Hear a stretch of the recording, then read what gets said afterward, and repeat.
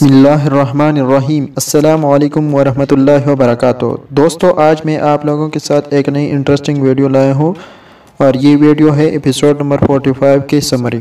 तो please video को like करें, शेयर भी करें, एक अच्छा सा कमेंट भी करें। वीडियो को लास्ट तक ज़रूर देखें और सबसे पहले माई स्पीक्स चैनल को सब्सक्राइब करें और बेल आइकन के बटन को भी दबा दें। तो चलो स्टार्ट करते हैं अपना काउंटडाउन। दोस्तों, एपिसोड जब शुरू होता है तो बारिश की वजह से जो पानी जमा होते हैं और उसी पानी में बाला और उस्मान तलवारबाजी करते हैं। तो इसी तलवारबाजी के दौरान अक्सा खातून आती है और वो शरबत लेके आती है उस्मान बे के पास। तो उस्मान बे उसको पी लेते हैं और फिर कहते हैं कि अक्सा बाजी यानी अक्सा बहन आप सलामत रहे। तो इसी तरह बाला खातून उसकी तारीफ़ करती है और कहती है कि ये सोगोद बाज़ार में मेरे साथ मिल गई थी। तो इसी तरह वो इशारा करते हैं कि आपकी शादी इससे मैं करूँगी। ये इशारे इस तरह करते हैं कि उस्मान की शादी अक्सा खातून से मैं करूँगी। तो ये पूछता है कि आपका खावंद कौन है। तो वो कहती है कि मैंने शादी नहीं कर ली है। उस्मान बे बाला से कहते हैं कि ये आपकी ज़िम्मेदारी है कि इसके लिए एक अच्छा सा शौहर ढूंढ ले। फ्लातियोस तारगुन गोकतोक ये आपस में बैठे होते हैं और कहते हैं, फ्लातियोस तारगुन से कहती हैं कि हाँ, क्या आप उस्मान से इंतकाम लेना चाहती हैं। तो वो कहती है कि हाँ, मैं उस्मान और बाला से इंतकाम लेना चाहती हूँ और तो आप लोग हमारे मदद करेंगे।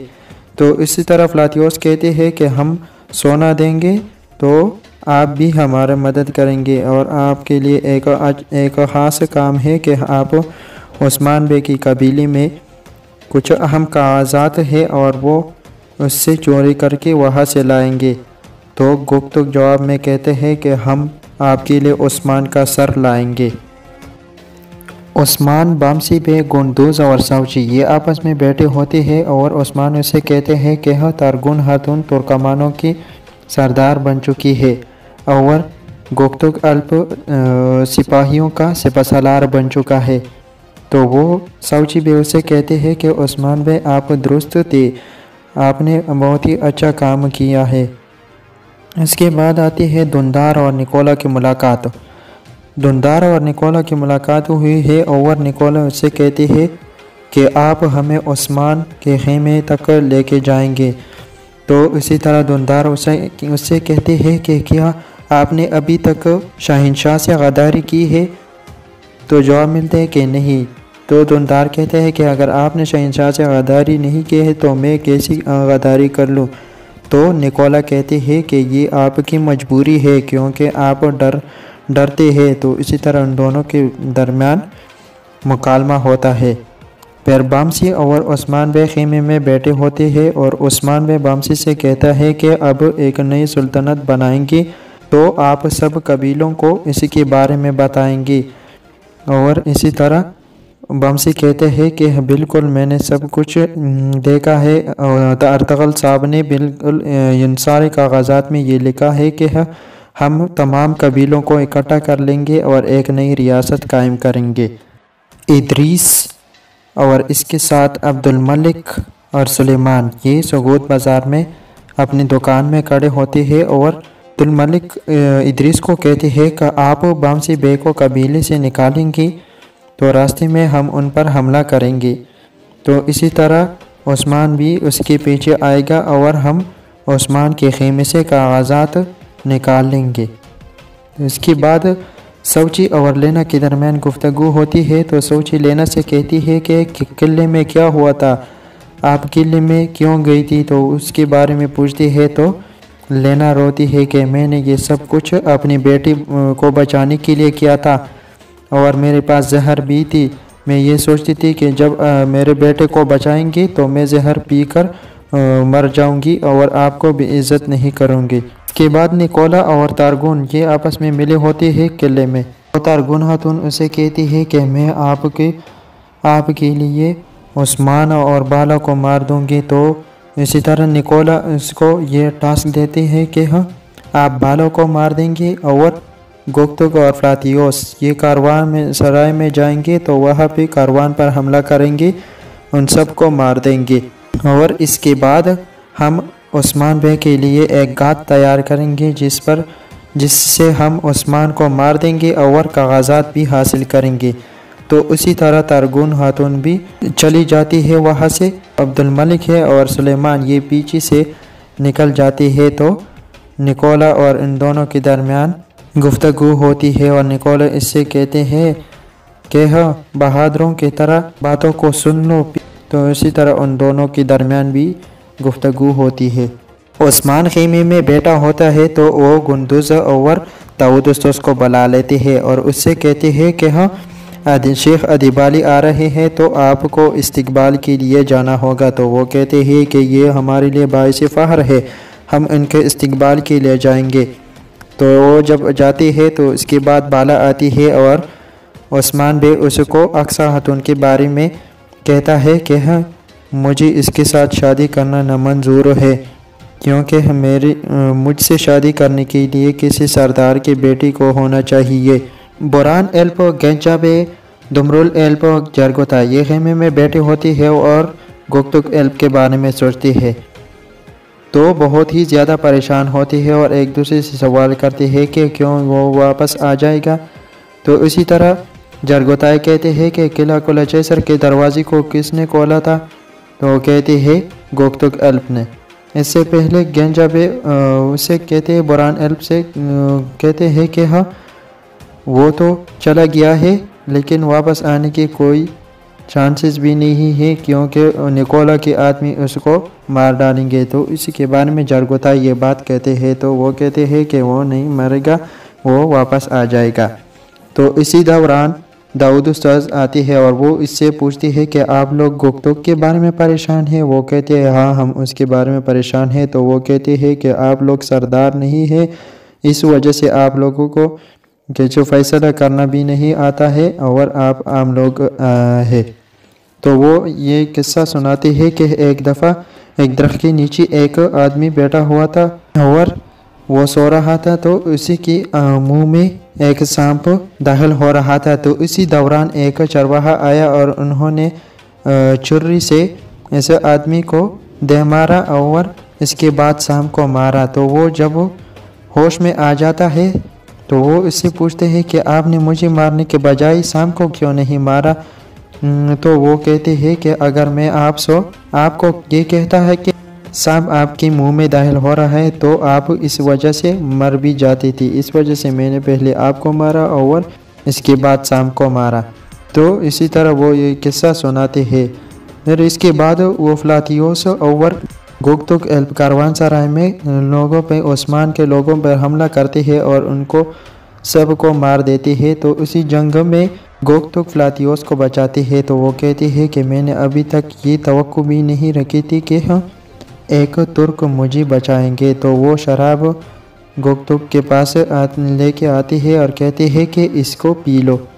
تو وہ نہیں پی لیتا ہے۔ تو وہ اسے کہتے ہیں کہ تم ابھی بھی ترک ہو، اگر تم اس شراب کو پی لیں گے تو میں مان جاؤں گا کہ آپ ترک نہیں ہیں۔ حیصل خاتون اور دندار بے وہ آپس میں اپنی غداری کے بارے میں ایک دوسرے سے پوچھتے ہیں اور دندار بے اسے کہتے ہیں کہ نکولا ایک بہت بڑی جنگ لڑنے والے ہیں عثمان بے کے ساتھ۔ تو غزل خاتون اسے کہتی ہیں کہ یہ تو بہت بڑی جنگ ہوگی، بہت ہی خون بہے گا اور بہت ہی سر کٹیں گے۔ اس کے بعد جرگوتائی جو کہ احمد ایلپ اور دوسرے چھوٹے بچوں کے ساتھ کھیلتے ہیں اور ان کو ٹریننگ بھی دیتے ہیں۔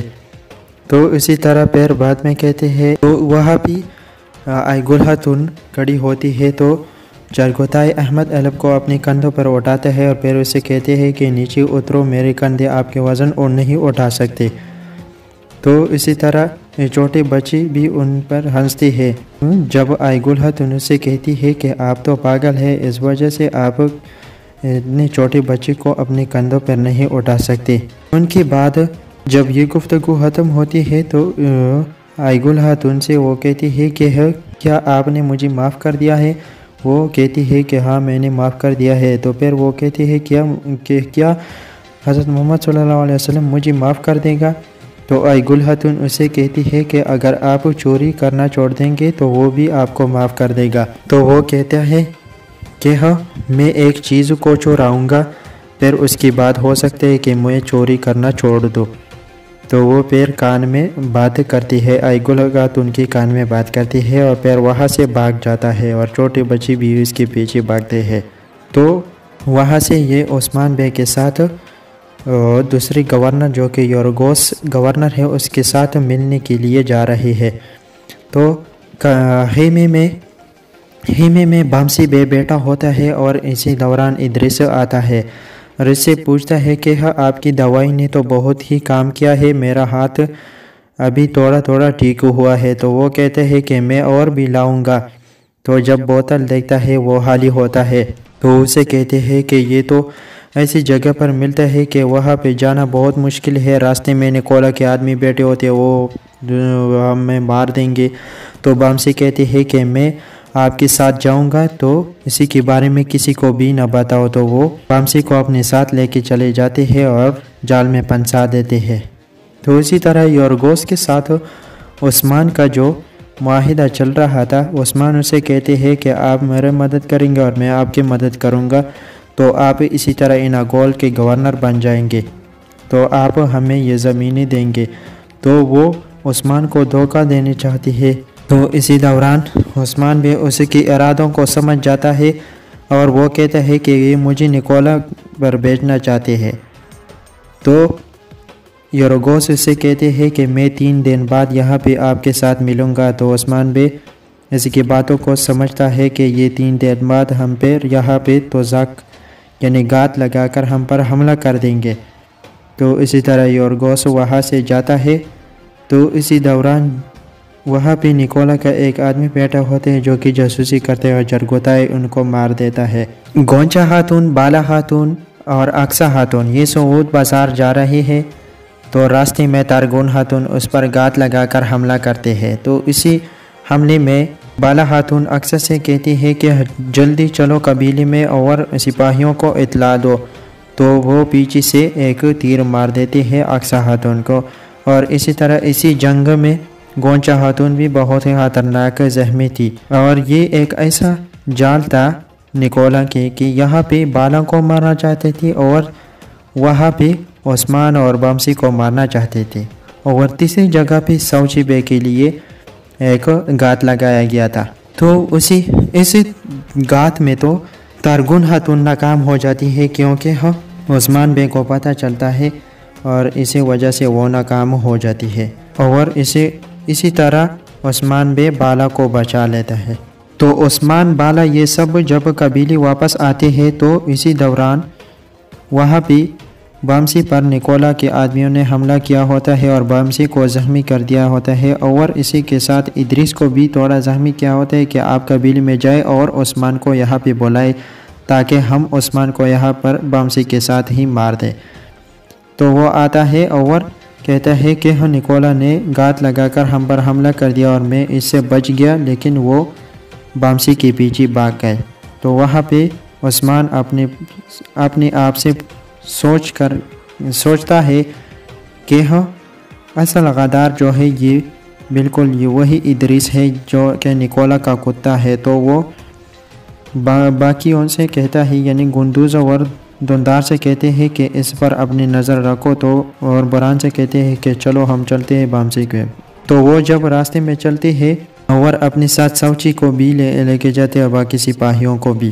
تو اسی طرح سوچی ایک راستے پر چلتا ہے اور عثمان بے اور گینجا بے اور بران البیت دوسرے راستے پر چلتا ہے۔ تو وہاں پہ سوچی پر گات لگا کر فلاتیوس حملہ کرتا ہے اور یہاں عثمان پر نکولا کے آدمی گات لگا کر حملہ کرتے ہیں۔ تو وہاں پہ دمرل جو کہ عثمان بے کا بہت ہی زبردست سپاہی تھا اور وہ جام شہادت نوش کر دیتا ہے اور وہاں پر وہ شہید ہو جاتا ہے۔